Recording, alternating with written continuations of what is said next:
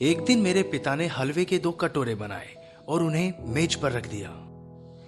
एक के ऊपर 2 बादाम थे, जबकि दूसरे कटोरे में हलवे के ऊपर कुछ नहीं था। फिर उन्होंने मुझे हलवे का कोई एक कटोरा चुनने के लिए कहा, क्योंकि उन दिनों तक हम गरीबों के घर में बादाम आना मुश्किल था।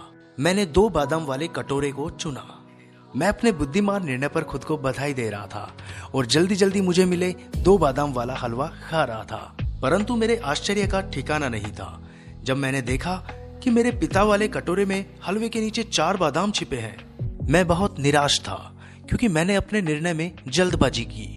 मेरे पिता मुस्कुराए और मुझे यह याद रखना सिखाया कि हमारी आंखें जो देखती है वह हरदम सच नहीं हो सकता। और उन्होंने कहा, बेटा, यदि हम स्वार्थ की आदत को अपनी आदत बना लेंगे तो हम जीत कर भी हार जाएंगे। अगले दिन मेरे पिता ने फिर से हलवे के 2 कटोरे बनाए और उन्हें टेबल पर रख दिया। एक कटोरे के शीर्ष पर 2 बादाम और दूसरा कटोरा जिसके ऊपर कोई बादाम नहीं था।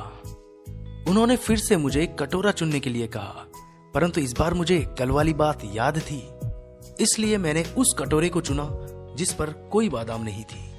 परंतु मुझे आज फिर से आश्चर्य हुआ, इस कटोरे के नीचे एक भी बादाम नहीं छिपा था। फिर से मेरे पिता ने मुस्कुराते हुए मुझसे कहा, मेरे बच्चे, हमें हमेशा अनुभवों पर ही विश्वास नहीं करना चाहिए, क्योंकि कभी कभी जीवन हमें धोखा दे सकता है, हम पर चाल चल सकता है।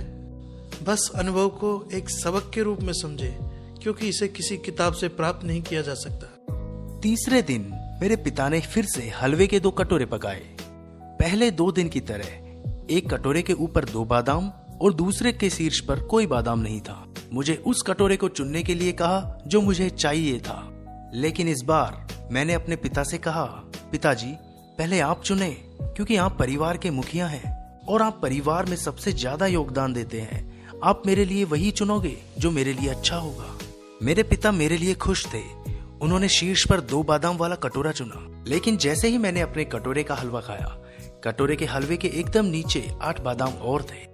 मेरे पिता मुस्कुराए और मेरी आंखों में प्यार से देखते हुए उन्होंने मुझसे कहा, मेरे बच्चे, तुम्हें याद रखना होगा, जब तुम भगवान के ऊपर सब कुछ छोड़ देते हो और जब तुम दूसरों की भलाई के लिए सोचते हो, अच्छी चीजें तुम्हारे लिए सौभाग्य तौर पर हमेशा होती रहेंगी।